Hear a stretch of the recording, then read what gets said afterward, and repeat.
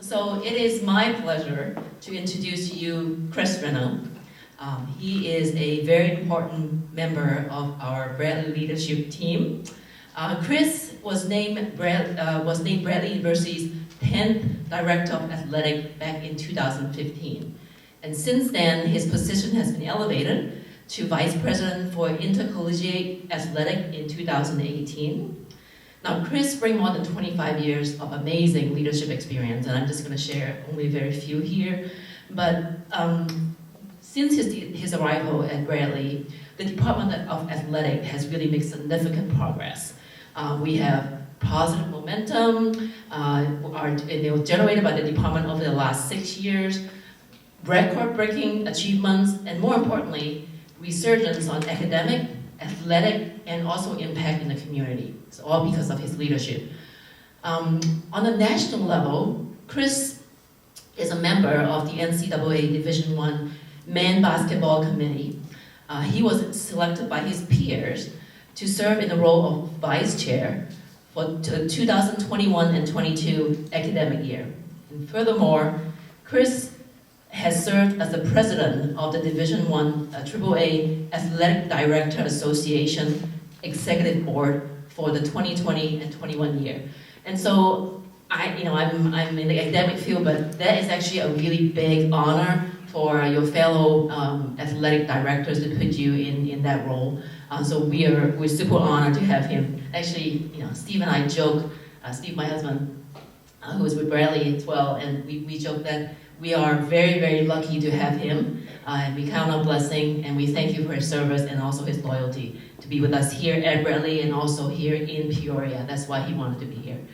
Now, really briefly, prior to coming to his role at Bradley, Chris held senior leadership position in athletic administration at Northwestern Indiana University and served in the athletic department in the University of Notre Dame, Western Michigan University, and Michigan State University. And to be honest, he gets recruited all the time. So we are again very, very lucky to have him. So Chris attended Indiana University and earned his Bachelor of Art in 1993. Since then, he has a law degree in 1996 and then a PhD in 2012. So you can see he's continue seeking of knowledge and growth, personal growth.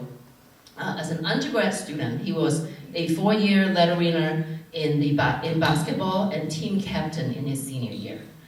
He helped the IU team win the Big Ten titles in 1991 and 1993. And those of you who follow basketball, he was also leading the 1992 Final Four team. So he played for Bobby Knight. We call him basketball royalty. Anyway, Chris and his wife, Katrina, have 2 children, Joshua and Olivia. So please join me in welcoming Chris.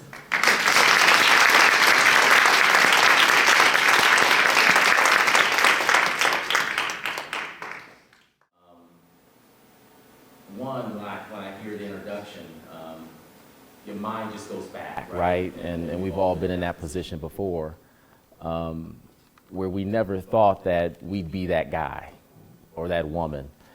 And so it's just an honor to be here on tonight. And I just want to share, and Kathy, I just want to thank you for having me here and really appreciate the honor that it is to speak with you all. And if it's okay, I'm just going to be myself, okay?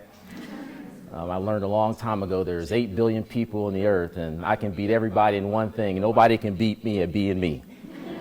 And so I'm just going to be myself, and I want to just share something with you all, and hopefully it resonates. And it may not, and I'll be really candid before I start, I may just be addressing a handful of you all. It may not touch everybody, but my goal is to really leave an impact on somebody. And so if you don't mind, I'll just get right into it. Is that okay? And so I'm going to plan to leave you, how you fine? I plan to leave you guys with just 3 points. And Kathy, again, thank you for having me here. It's an honor. She gave me a job description, and so I'm going to follow that and try to address what she thought and I think might be a good topic to talk on. Just 2 bullet points. One, what drew me back to Peoria, my hometown. and what motivates me to be here, to stick with Bradley, to stick with Peoria and the region. And then secondly, millennials say that they care and want to serve our community. How do you think we can get them to take action and help turn our city and the 61605 area code around? So I'm going to try to address both of those questions.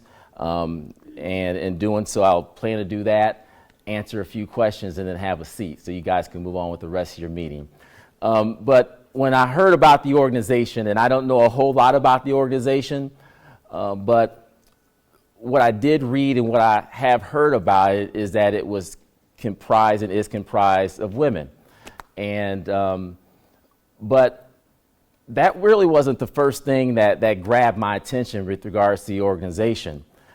Because to me, whether it's a demographic such as gender or ethnicity, well, that's just a thing, right? But the real thing that threads you all together, and also I'm a part of that thread as well, is that we all just want to make a difference, right? And so I'm going to leave you guys with 3 points. I'm going to talk about those 3 points, and I'll wrap this up. The 3 things I'm going to talk about. The first thing is, there's more to me than what you see. All right? There's more to me than what you see. I want you to remember that. The second thing is, it's bigger than you think. And the third thing, the time is now. All right? And so, with regards to the first bullet point, there's more to me than you can see. We have a picture here of an iceberg, okay? And so you see the top of it, right, that sticks above the water, but the large majority of it is underneath the water, all right? And so I know some of us are perfect and we got it all together, all right? So you guys just hang in there with me because I'm not, all right? But we want everybody to see what's on top, right? And so as I talk with young people, I tell people when they hear that long introduction, and I need to cut that introduction down. I apologize, Vivian. But I tell them that people see the glory, but they don't know the story. And so I'm going to share with you a little bit about the story. Being at Bradley for the past 6.5 to 7 years or so, I'm honored to serve in the role at Bradley University. I've lived a lot of different places. As Vivian talked about, I worked at Notre Dame. I worked at Michigan State. I worked at Indiana University. I've been around. I came from Northwestern. And Peoria is the best place I've lived in. The best place. And it's not even close, because this is home. And I care about this place, and the place cares about me. And so when people talk about Peoria, I'm like, what are you talking about? And I'm gonna steal some things that Michelle talked about, because she talked about, there's challenges here. And when I find that when there's challenges, when it's dark out, when it's at its darkest, that's when the stars shine the brightest, right? And so a place like Notre Dame, they don't need Chris Reynolds. They have just about everything they need. But I'm at a place that needs me, that could use me. I'm in a place I can make a difference here. And that's what keeps me here.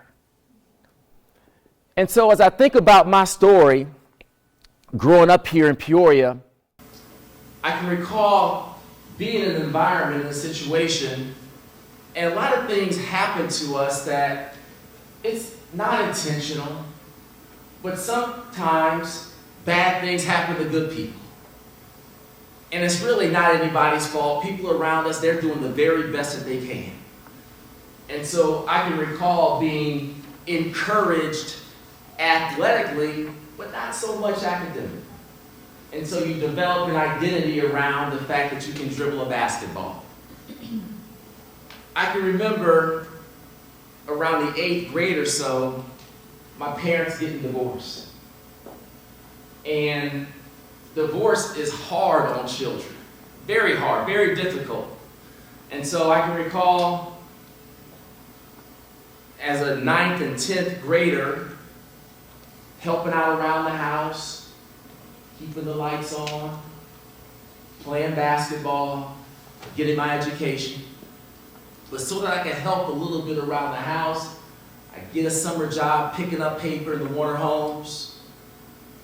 Back when it looked like a project, looked like the Harrison homes. And so for $9 or $10 an hour, the late Dana Davis, he was able to get me a job. And while I was ascending in the ranks in terms of getting my education and playing basketball, I remember those summers, those hot summers, like it was yesterday, picking up paper. I can recall that job I had that I cherished at the river station, bussing tables. I can recall when I graduated from high school and I sat in the back of the gymnasium and I saw the class valedictorian giving a talk. I said, one of these days, that's going to be me up there in front. Because I thought about my time in high school and I said to myself, I could have done better. I should have done better. I could have got more out of this experience for myself had I applied myself just a little bit more. I can recall during my time at Indiana University getting a call from my sister, my little sister, and her telling me, and she was a teenager at the time, that she was pregnant. It broke my heart. She said, Chris, what should I do? And a lot of times, we can take strong positions when we're not in the situation. But when you're in that situation, your mind starts to go different places. Because I'm thinking to myself, having a baby at her age, what will it do for her future? By the grace of God, because the person who she had, who impregnated her, wasn't of the ilk, right, that we were really proud of. And long story short, she called me a month later crying. What's wrong, Nikki? And somehow, some way, she's in the bathroom. She's calling me from Peoria. She has a miscarriage. Fast forward, I continue on through my educational experience. Everybody just sees the top of the iceberg, right? They don't see the stuff on the bottom. But I'm still doing the very best that I can. And so I graduate from Indiana University. I go into law school. My first year of law school is the most difficult thing I ever did in my life. Because your vertical jump, your quick hands don't help you with a law school exam. And so it's very challenging. And the only thing that kept me going was my little sister thought I was a superhero. She thought I was Superman. And if it were just me, I might have given up. But I said I cannot give up because my little sister is counting on me to cross this finish line. And so during law school, I was thinking to myself, what do I want to do with the rest of my life? And I recall that there was a professor that I had my freshman year in college. And he said, Chris, are you going to make the alpha beta list? I said, Dr. Wiggins, what is the alpha beta list? That singular question he asked me changed my life. Because I wasn't a person who had a whole lot of direction at that time. Maybe you all did at 18 and 19 years old, but I didn't. But he said, son, the alpha beta list, if you get a certain GPA, you get a certificate, we honor you, we acknowledge you. And that was my freshman year, first semester. Every semester after that conversation, Chris Reynolds was on the alpha beta list. Just because I wanted to be able to show Dr. Wiggins my certificate. That was the only reason. That was the only reason. And so when I thought about when I was in law school, what do I want to do with the rest of my life? The answer was easy.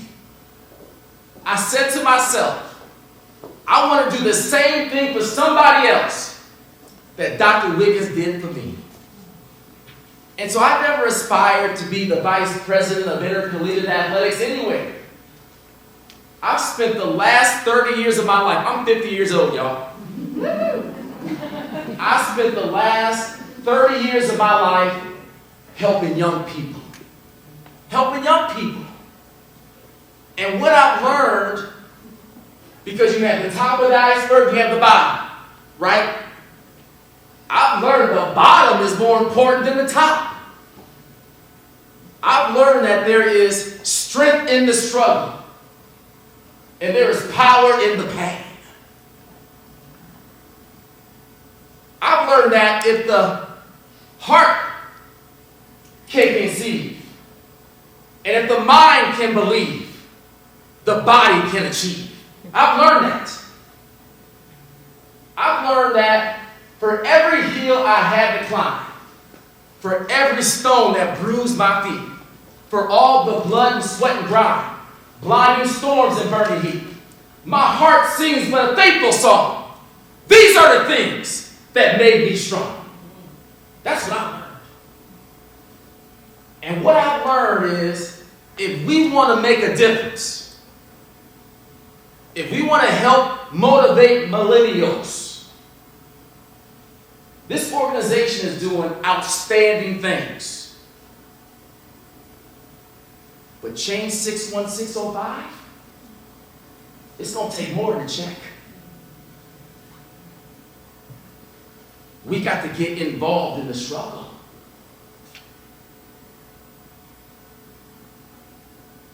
I've been able to be a mentor to other young men. And you know why I'm good at being a mentor to young men? Particularly those that come from quote-unquote broken homes. Because I came from a broken home. I know what it feels like. If we want to turn around 61605 or any area in this city or this region that is struggling. They struggle out in the rural areas too, y'all. They struggle in nursing homes too, y'all. There's a whole lot of areas in this city that struggle. We got to get involved in the fight. And the millennials, they need to see us doing it. They will be what they see. A speech isn't good enough. But if they see it being done. And so what motivates you? Right? And so if little babies are your thing, for whatever reason, is it called the Crittenden Center? If all you do is go in there and just rock a little baby to sleep, you're making a difference in that baby's life. And that baby may not ever know your name, but you've made a difference. If you've dealt with mental illness in any way, shape, or form, find somebody who you can help. Right? If little kids are your thing, call Sharon Karat and ask her to connect you with somebody at one of these elementary schools, and you go in there and spend an hour a week and see if you can read to somebody. We all can make a difference. But it's going to take everybody. But it's going to take everybody doing something. If we're going to make a difference, you all, the problem is too big, right? We have to get involved in the fight. I was watching the Green Bay Packers play the other day. And it was cold out there, you all. It was cold in Green Bay. But one thing I noticed, the folks on the sideline, they were cold. They had big coats on sitting by the heater. But the players in the game, they were sweating because they were in the fight. You stay warm in the fight. You stay chilly on the sideline. you got to get involved in the fight. And there's no job too big or too small. There's no job more important than the other. If you make a difference in one person's life, Dr. Wiggins made a difference in my life. And that matters to me. And because he made a difference in my life, I can make a difference in other people's life. That's how it works. But we look to make this great, big old impact.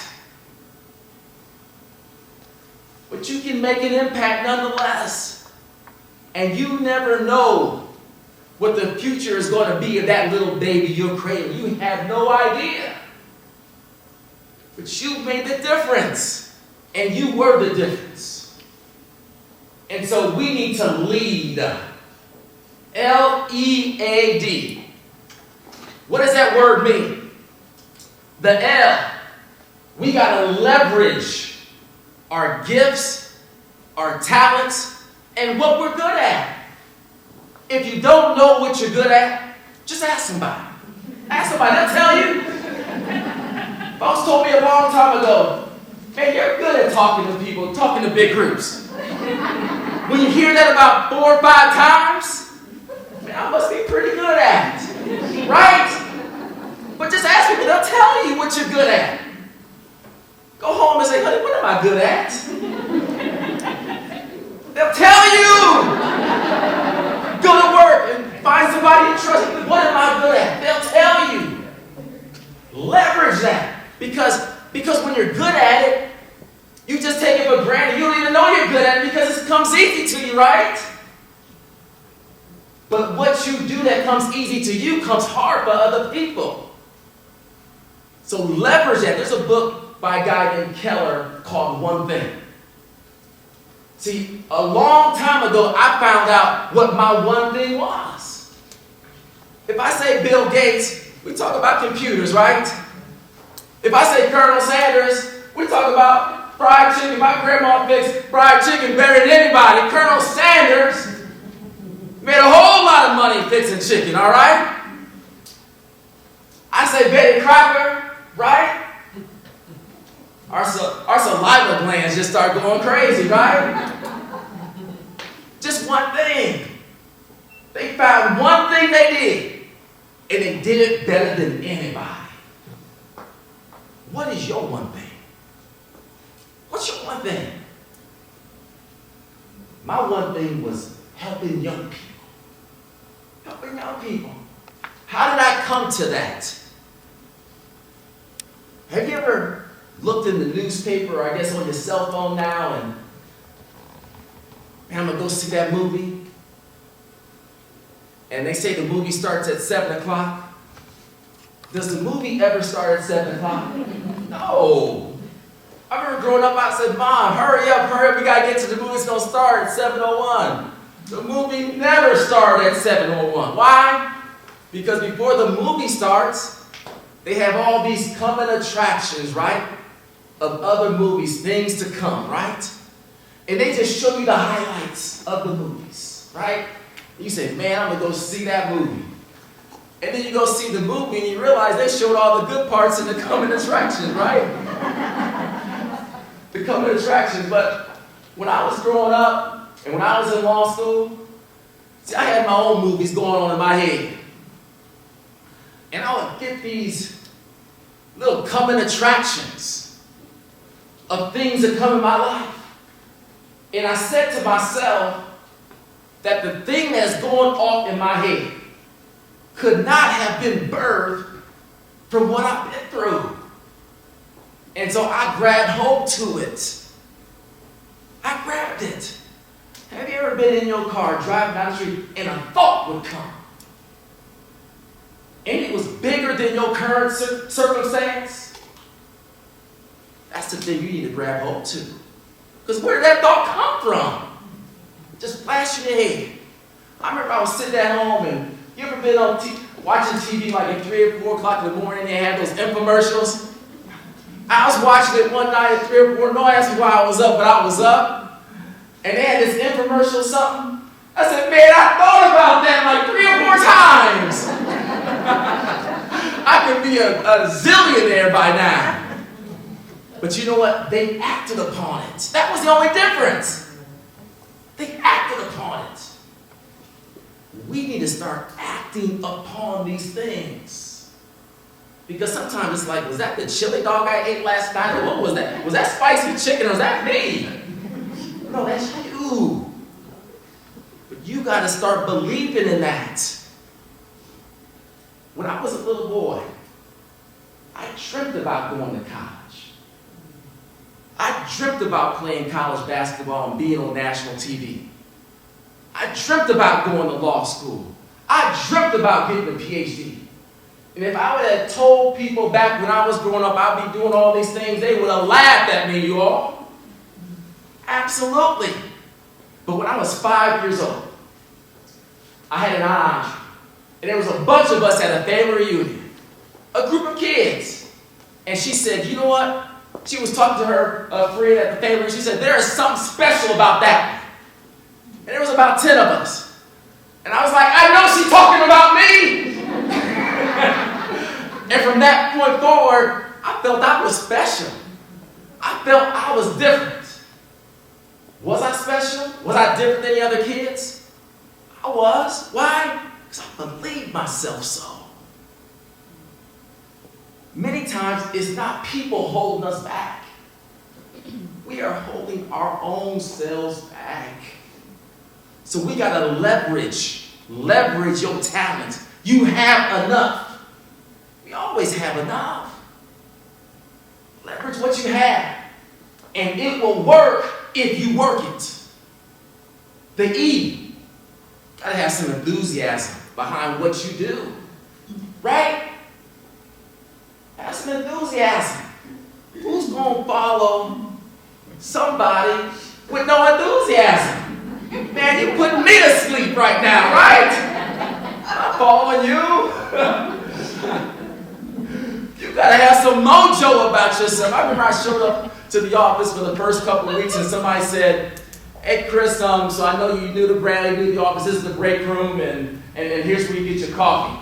You know, because you might need some caffeine. I said, man, I don't need caffeine. I am the caffeine. You're going to have some energy about yourself, some giddy up, right?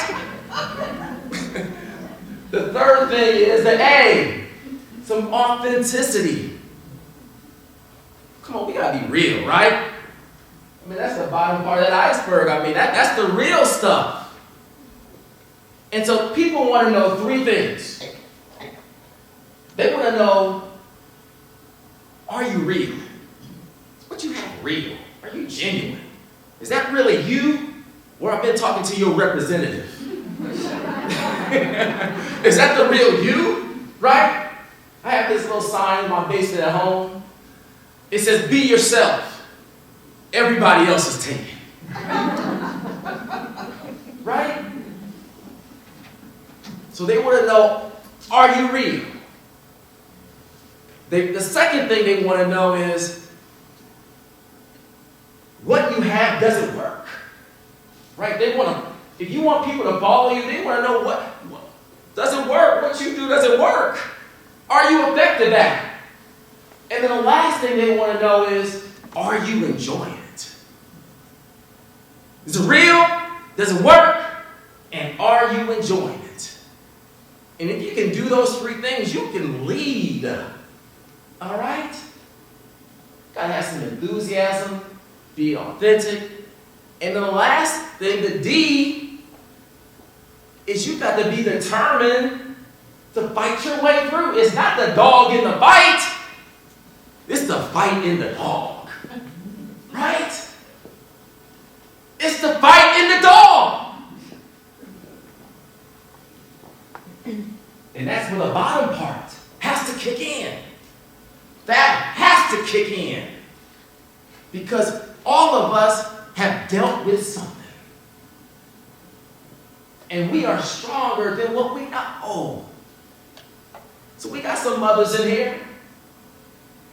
If somebody messes with your little Sally or your little Billy, that mama bear will come out. Right?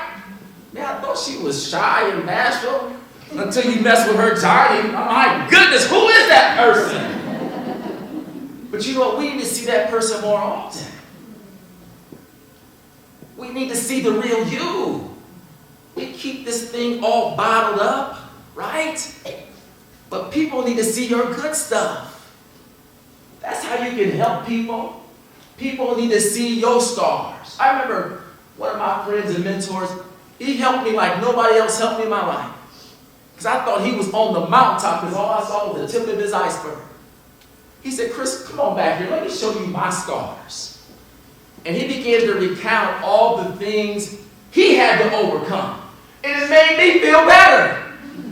It's like, man, I'm going through the same kind of stuff. And if you made it, I can make it too. The best thing you can do for somebody to help them is let them know, you know what, honey, I've been through the same stuff. But you can get through this. That's what people need to hear. That's what people need to see. And we're talking about helping these areas that are troubled. They got to touch it. They got to feel it. They got to hear your story. See, they think everything in your life's been perfect, right? But they got to hear that it was a struggle at times for you. That'll let them know that, you know what? If Miss So-and-so struggled and she made it, and she gave me the 5 or 10 things that she did to help her overcome, man, there is hope for me. There's hope for me. I need to hurry this along. There's more to me than what you see. There's more to you than what we see. The second thing is this. It's bigger than you think. 20 years ago, I was part of an organization. And me and the leader, we just wasn't seeing eye to eye. He was just moving too slow. Like, come on, man, we got to go. He was tap dancing around the issues, and I'm like, come on, man. We're always running out of time. Time's always against us. Let's go. So anyway, I just kind of did my own thing. I broke off. And so I was on the campus at Indiana University, and me and 6 people, we decided, and the 6 people were the 6 people who I was mentoring. Just 6 people, all right? And I was going to do the very best that I could. One of those 6 persons came to campus to swim in Indiana. Came to Indiana, decided he didn't want to swim. I caught up with him, man, why you quit the swim team? He said, I didn't come to Indiana to swim. I came to be around you. Goodness, that's a lot of pressure, man. A lot of pressure.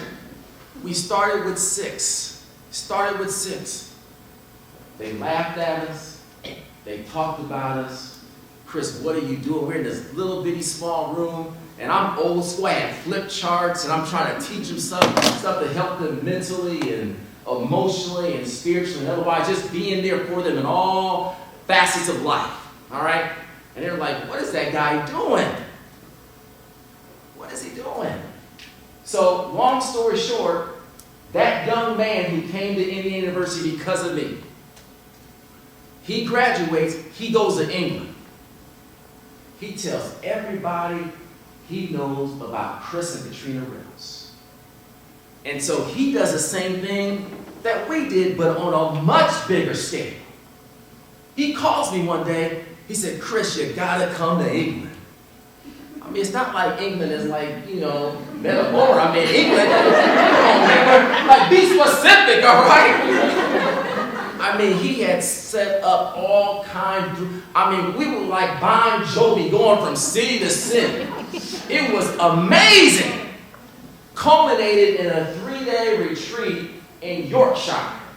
It looks like something out of a milk carton. It was amazing. For 3 days with these young people. After that retreat, somebody in Yorkshire called some folks down in Johannesburg and Zimbabwe. And they said, man, you got to hear Chris Reynolds.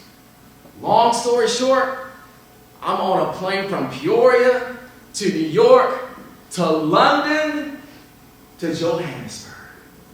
I'm in the airport in London, and my friend that was in England, he went there to go to school. He went to Oxford to get a master's degree. I'm walking away from him to get on the plane. I look back, and you know what? I am scared. Because the only thing I knew about Africa is what I saw on TV, right? I didn't know what was going to be on the other side, right? I'm like, how are the people going to be? Are they going to accept me? I'm going, all these things going through my head. But something in me said, I need to be there.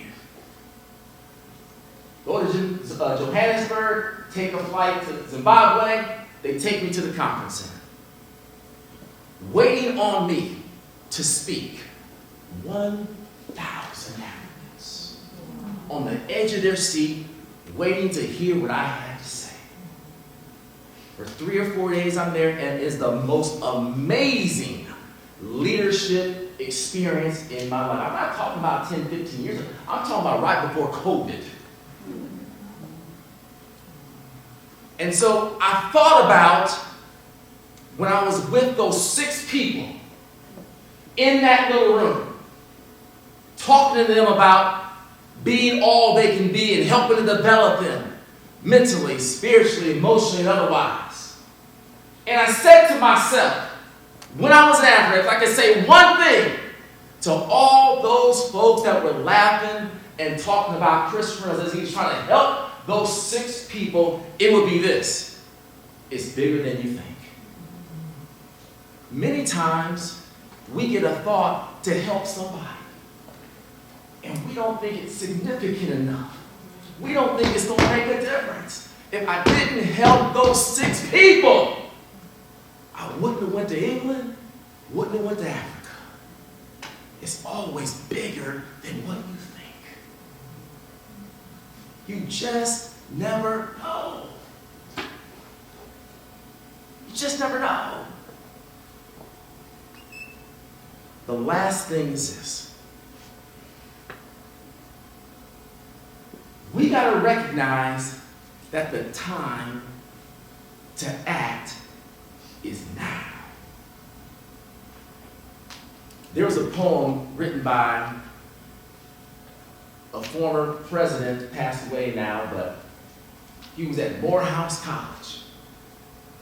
And he penned the words to the poem that he called Life is Just a Minute. He said, life is just a minute, only 60 seconds in it, forced upon you, can't refuse it, didn't seek it, didn't choose it, but it's up to you to use it. You will suffer if you lose it, give an account if you abuse it. Just a tiny little minute, but eternity is it.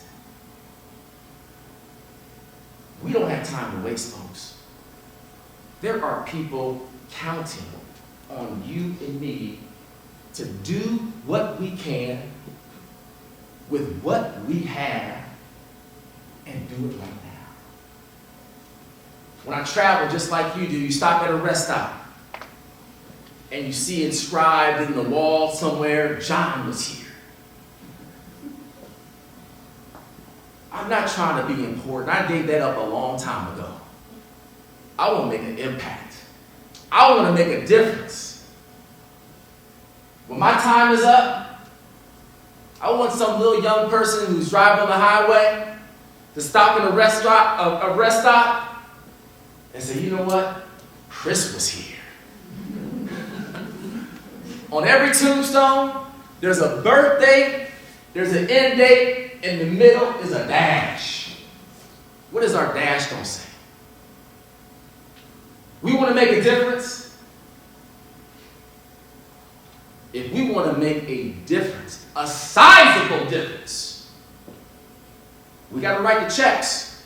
That's part of it. But we got to roll up our sleeves and get to work. And we got to get going right now. It doesn't take everybody, but it takes somebody.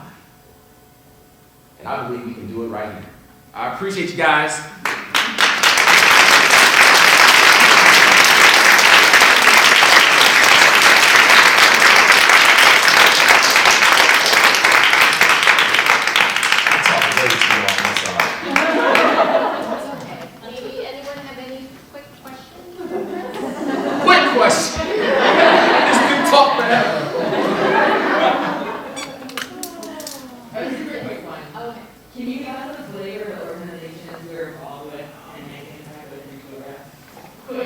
quick, real quick. I talked to Ned Taylor at Peoria High. She said, and we read about what happened at Peoria High a couple months ago, right? A few months ago. She said, I got 5 young people, 5 young persons. Can you mentor them? Can you support them? Can you help them? One way, shape, or form. I'm trying to change the world, right? But man, I can make a difference in 5 people's lives. I mean, I just believe in just chipping away at this thing. I know people want to try to hit the home run. There is no magic pill for this thing. But if I could just help with 5 people, right? I just try to, the little wins, right? Because this place has a lot of lights, but if one light is out, it makes a difference, right? So if I can just keep one light on, that's all I'm trying to do. I'm not trying to help everybody. I'm just trying to help somebody. That's what I got.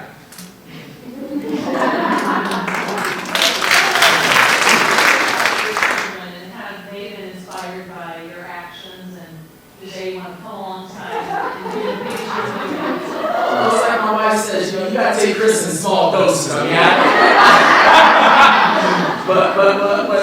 mean, we believe that Brad, and I tell our student athletes is that we want to develop the leader of tomorrow and champions of life. And so, again, people assume a lot about you based upon your iceberg, right? To me, I don't really watch sports at home. I don't. I watch practice sports. That's about it. I'm not into it. I mean, I just told you about the green big package. I was looking at the channel, y'all. I didn't see anything. But sport is just a tool. It teaches discipline. It teaches hard work. It teaches time management. It teaches you fall down and get back up. That's why I'm in it. It's not about the game. It's about what the game can teach. And so that's what I just try to tell our young people. And some of them get it right away, some of them don't. We hope they get it later. I mean, how many times have your mom or dad told you something, you get it 20 years, later down the road. And so you just try to plant the seed, right? Some of them run through the wall today, and hopefully some of them get it after a while. But we're not responsible for growing trees. We're responsible for planting seeds, right? Just plant a seed.